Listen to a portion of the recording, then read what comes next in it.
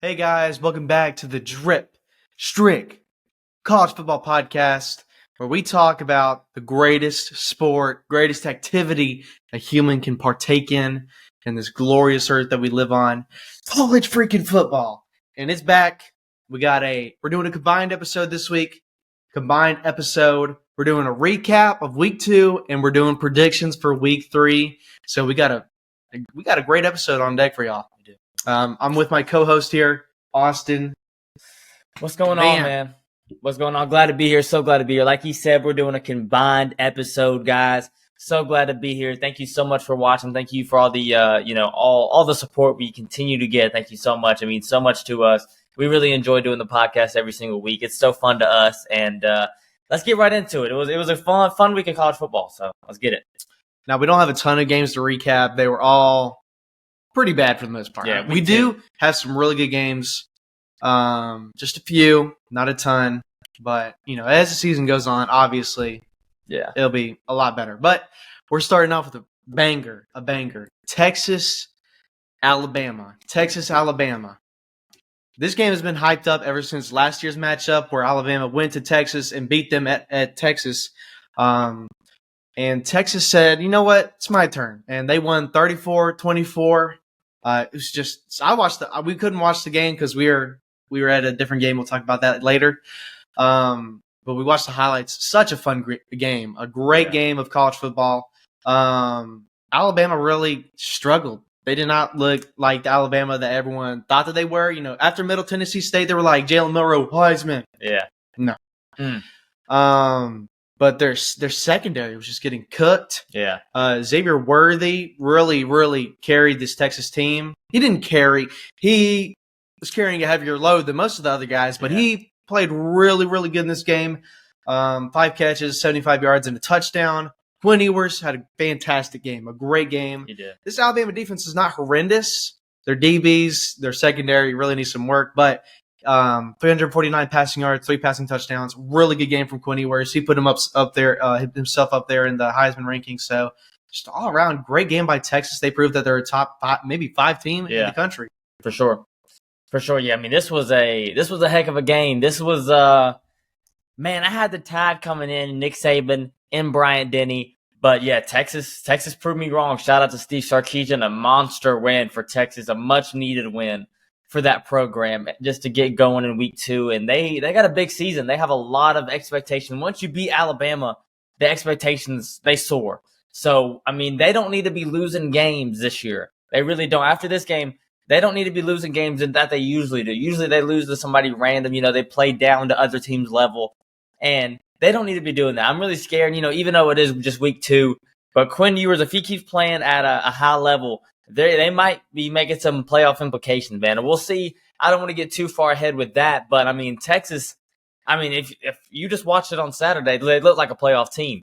And obviously, we always talk about, future, like what could be in the future for Texas. And, we'll see. We really don't know. I mean, how good is this Alabama team? But this was a great game. Like we said, we were at a different game, but we kept up with the score. We were kind of watching in the background. So, shout out to Texas for getting this big win in Bryant-Denny, sold out. Tuscaloosa was crazy.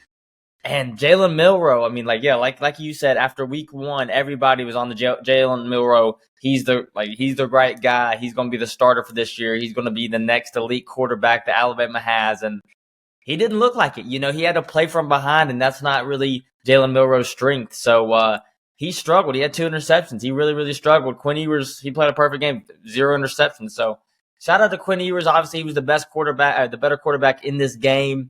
And Texas overall, they really took control of the entire game the whole time. So shout out to Texas. Big win for their program. It's going to spark a lot of momentum on their side. So shout out to Texas. Great win for Steve Sarkisian. Great win.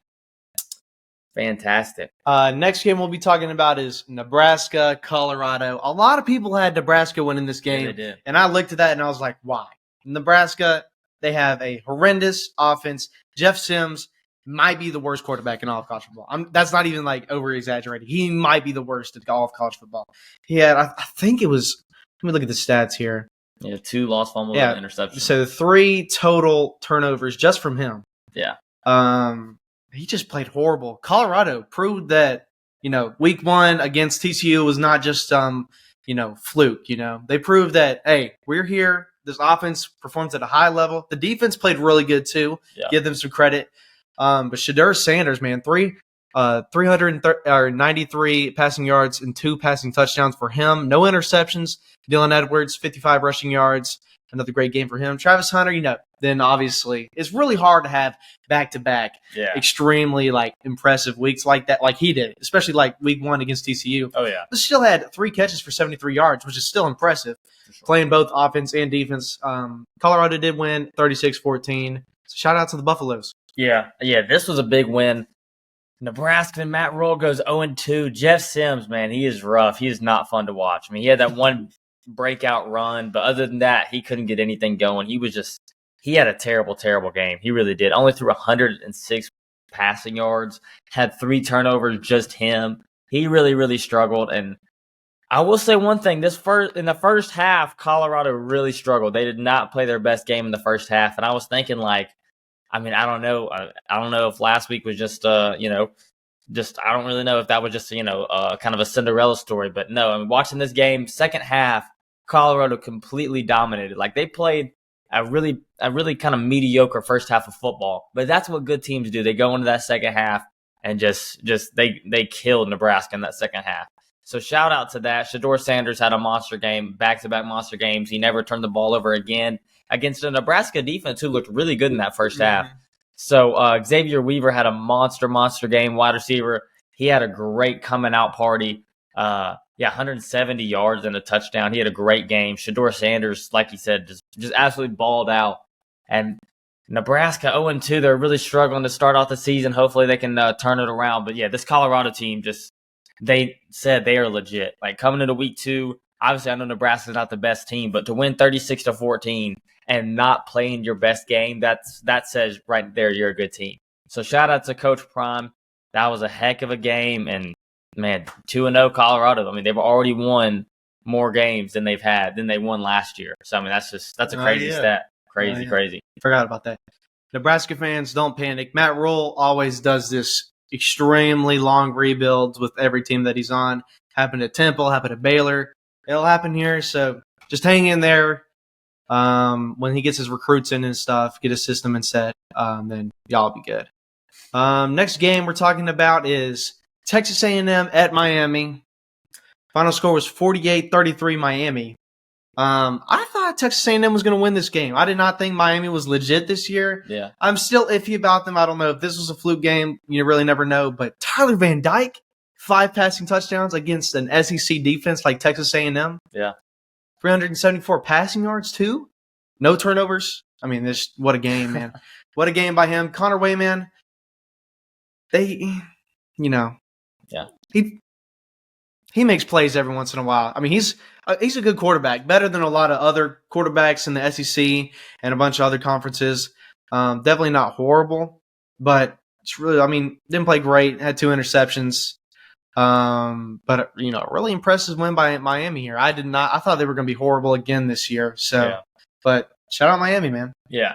Yeah, this was a much, much needed win for Mario Cristobal. And yeah, Tyler Van Dyke did his thing last year. He kind of had some ups and downs last year, being the full starter for his first time being a full starter last year. But no, he really did his thing against a pretty good Texas A&M defense. So this was a bad win for Jimbo Fisher, but I mean, you got some young guys. Evan Stewart, great wide receiver over there. Connor Wigman, just a true sophomore, so he's only going to get better. Obviously, A&M's not going to be elite this year.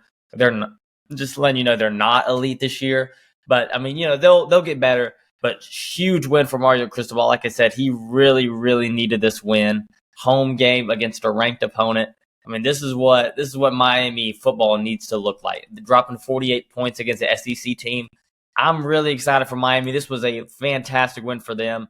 Like I also picked Texas A&M, and Miami proved us both wrong. So shout out to Mario Cristobal, Tyler Van Dyke. I mean, 5 touchdowns, 0 interceptions. He was efficient with the ball, 374 yards. So shout out to Tyler Van Dyke and the Miami Hurricanes. Big win for the U. Big win. They also got some really good receivers over there. Xavier Restrepo had 126 receiving yards, and Jacoby George had 3 receiving touchdowns. So baller. They got a great receiving core there. The next game we're talking about is Arizona, Mississippi State. We were in attendance to this game. We were there at Mississippi State. Final score was 31-24. It actually went to overtime. A lot of people didn't see that coming. A lot of people thought that this was just going to be a Mississippi State easy win, but Jaden Delore's legs kept him in the game, not his arm. He threw 4 interceptions. Not his best passing game. He made a lot of bad mistakes. Will Ryder's 3 passing touchdowns, 162 passing yards. The offense for Mississippi State has changed a lot since last year. Last year they were obviously air raid, but now they run a lot. They run a lot. So Jaquavius Marks had 24 carries and 123 rushing yards and a touchdown. Very impressive game by him, but I'm going to let you do more of the talking. I got you. Yeah, like you said, we were in attendance. It was a fun game.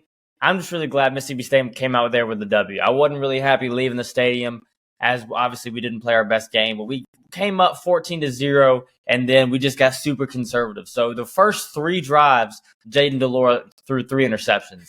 And I was thinking, man, this game is going to be crazy. Hopefully we can just keep the gas on and keep the foot on the pedal.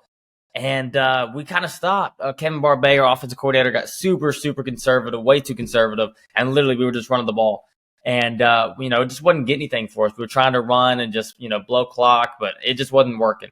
And Jaden Delore, a lot of quarterbacks, I'll say that a lot of quarterbacks, after throwing 3 interceptions the first 3 drives, would just kind of just put their head down and just have a bad game. And I will say he really turned it around after that. He started making some great, great runs. He's super fast. And he threw 342 yards and 2 touchdowns after that. So shout out to Jaden Delore for not giving up. Throwing 3 interceptions at the first 3 drives. And I would come out there with a super bad attitude, but he didn't. He kept fighting, and he almost won it for the Wildcats. So this was a fantastic game to go to.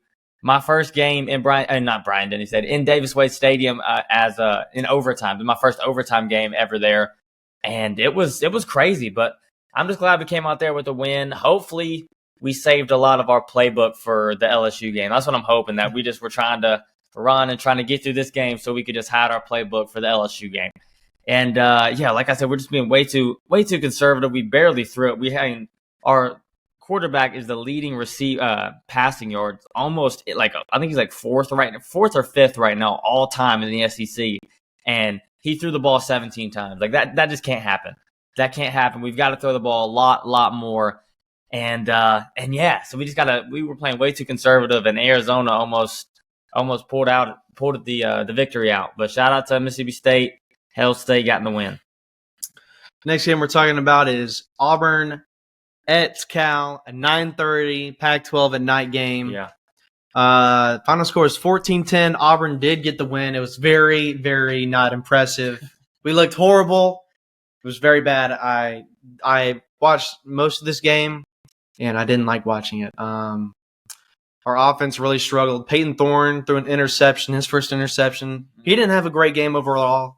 Our running backs, they performed decently. We just couldn't get anything going on offense. I don't know if it's because they're playing at 9:30 or what, but we got some great receivers, I will say. The playbook from now on needs to be just throw it to Rivaldo Fairweather and Jay Fair over and over again because they're great. They're great receivers. But for a while there, I was a little worried that we were about to lose to Cal after they talked all that trash and stuff. I was like, there's no way we lose to this horrible Pac-12 team. But we didn't. I'm not a huge fan of this 2-quarterback system. It's just, it feels like Gus Malzahn all over again. Bo Nix, Joey Gatewood all over again. Peyton Thorne, he's super mid. He's just super incredible. That's the word for him, mid. He always has been mid. But Robbie Ashford, I'm on the Robbie train. Give me Robbie. I love him. Oh, yeah. Yeah, man, this was I'm going to just say a close game. Cal, 9:30 kickoff in California. It was kind of just tough for that. And Auburn's defense really came in clutch. Obviously, the offense was struggling, only dropping 14 points. And so shout out to the Auburn defense coming to clutch and getting the correct stops late in the game. And they were able to pull it off. I know they scored late, maybe pretty kind of late in the 4th quarter. So shout out to Auburn for just being resilient and getting the W. So shout out Auburn. DJ James, I just want to say, had the game-sealing interception in the end zone. and he was on our practice squad last year. So that just tells you what Brian Harsin, what kind of coach he was. All right, so that ends our weekly recap that we always do. Not a lot to talk about, but we're just gonna hop straight into predictions, and we're gonna start with LSU at Mississippi State. Okay. LSU versus your Bulldogs.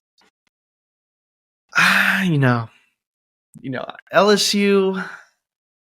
I don't want to pick against your Bulldogs, man, but I need to see y'all's offense throw the ball a lot more. Yeah. I hate to do this, man. I'm sorry. It's okay. LSU, give me LSU. It's okay. 28-25. I think it's gonna be close. Yeah. 28-25. Okay. Yeah. I'm gonna also be at this game. I'm really looking forward to this game. Big LSU coming into Davis Wade, and I don't know. I mean, LSU, they got dominated week 1 against Florida State. Obviously, they played Grambling week 2. Who cares about that game? It's irrelevant. Mississippi State's 2-0. I mean, LSU's favored 9.5. I think that's a little crazy.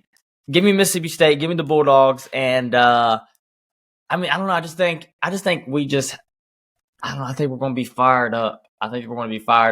What's his name? Evan Turner, I think. Their offensive lineman said today that there's no stars on our team.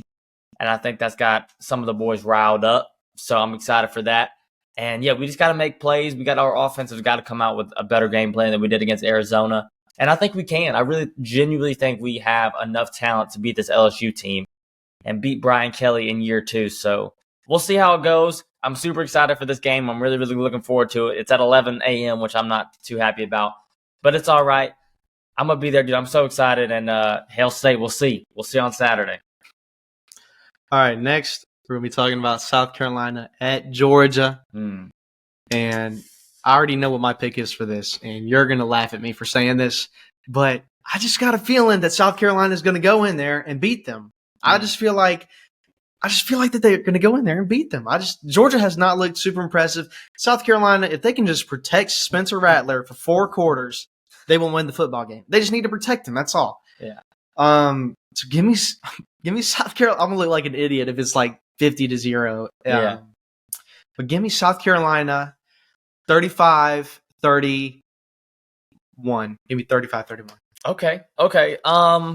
Georgia's favored 27.5 points. I think they beat them 49-0 last year. So yeah, give me Georgia. I don't think this will be close. I think Georgia's defense is going to just absolutely pound South Carolina's offense, and hopefully they beat them up because Mississippi State's got to play them next week, South Carolina. So hopefully Georgia can beat them up a little bit this week. But yeah, I got Georgia up big. Georgia I think they're going to kill them. I really do. I think they're going to kill South Carolina. And yeah, that's all I've got for that game. Next game we're talking about is Tennessee at Florida, another great SEC matchup. At 6 o'clock at Florida at the Swamp. This is going to be a great game. I really think this is going to be a great game. Tennessee, they did not look impressive in week 2. They kind of struggled against, who did they play, like Albany Christian or something? I don't even remember. They played some random school from some random place. But Tennessee's only favored by a touchdown. But at the Swamp at 6 o'clock, dude, I feel like this would be like the most Florida thing to ever happen if they just, 1-1. They lost to Utah week 1. I feel like, give me another upset for Jacob right here. Another upset. Give me Florida 28-20. Okay, I like it. 20. Okay. Yeah, honestly, Tennessee's only favored 6.5. I thought it'd be a lot more than that. Give me Tennessee. I genuinely do not like Graham Mertz as a quarterback. I don't think he's any good. So for that reason, give me Tennessee. Joe Milton, they've got some stars on that offense, and I'm not even super high on Tennessee, but I don't think Florida has a good team at all. I really don't. And so definitely give me Tennessee, no doubt. No doubt in my mind that they're going to be the winner of this game on Saturday. So, yeah. Next game we're talking about is Georgia Tech at Ole Miss. Give me Ole Miss, okay? Georgia Tech, then just not super great. Hayes King is a decent quarterback, not super great. Mm-hmm. Give me Ole Miss in this one, 28-10. 28-10. As much as I'd really like to pick Georgia Tech, I'm not going to do it. I'm going to watch myself a little bit with this pick, and I'm going to pick Ole Miss. I rarely do that, but I am going to start. I'm going to start doing that maybe a little bit more. But I got Ole Miss winning this game against Haynes King, Georgia Tech. If they played next year, maybe I'd pick Haynes King. But give me Ole Miss. Next game we're going to talk about is Colorado State at Colorado. Going to be a blowout, probably most likely, unless Colorado State pulls something out of the hat. But give me Colorado in this game, 50-7. Oh, 50-7, dude. Colorado State is horrible. They were horrible last year. It's going to be closer than that. They're only favored 23. I think it's going to be a lot closer than that. But big game, college game day is going to be there. Big Noon's kickoff is going to be there. Pat McAfee's going to be there. It's going to be, First Take's going to be there. Literally everybody's going to be there. It's going to be a parade in Boulder, Colorado. But give me Coach Prime by, I'd say probably 20 to 30 points. A good bit. I don't think it's going to be a major blowout, but I think Coach Prime and Shador is going to win by a lot of points. So yeah, but that's going to be that's a big game. That is a big game. And then last game we're going to talk about Auburn, Samford at Jordan-Hare. Yeah. Obviously, this is not going to be a close game. Give me Auburn, we'll say 45-3. They might get a field goal. Yeah. Okay. But what I really want to see out of this game is I want to see Holden Gurnier play for once. It's all for the first 2 weeks. It's been Peyton Thorne, Robbie Ashford. Throughout all of fall camp, though, we've heard Holden Gurnier has been having a great camp. We haven't seen him play pretty much at all. He had a couple throws week 1. But we haven't seen him really play that much. So I really want to see him play at quarterback this week, see what our third guy looks like. We don't have to stick, people think it's Peyton Thorne or Robbie Ashford's the answer, but there's Holden Gurnier right there. So I want to see him play a lot. I want to see some of our, just young players in general get a lot of playing time. So give me Auburn. Okay, yeah. Obviously give me Auburn too in a blowout. I think Auburn they're too good. Auburn's too good, and but I think they do need to score a lot of points. Hugh Freeze needs to, show to himself that he is really a great coach, and they've got to show that they're legit. Obviously after that scare against Cal, some people are, maybe asking questions or something. Hugh Freeze needs to put all that to sleep, and he needs to get a big, statement blowout win. He really needs to just absolutely blow them out. But yeah, that's all I got. Is it outro time? Yeah, it's time for the outro. All right, man. Thank you guys so much for watching. It means the world to us. If you're still here, thank you so much. Leave a like, subscribe, comment, all that good stuff. If you want to hear us talk about something different, just comment and yeah, just anything. If you want us to talk about anything, just send a comment. We'll give you a shout out. But yeah, thank y'all guys so much for watching. Big episode. Thank you guys so much for making it this far. I know it's kind of a long. Well, I'll say it's longer. We're only 23 minutes in.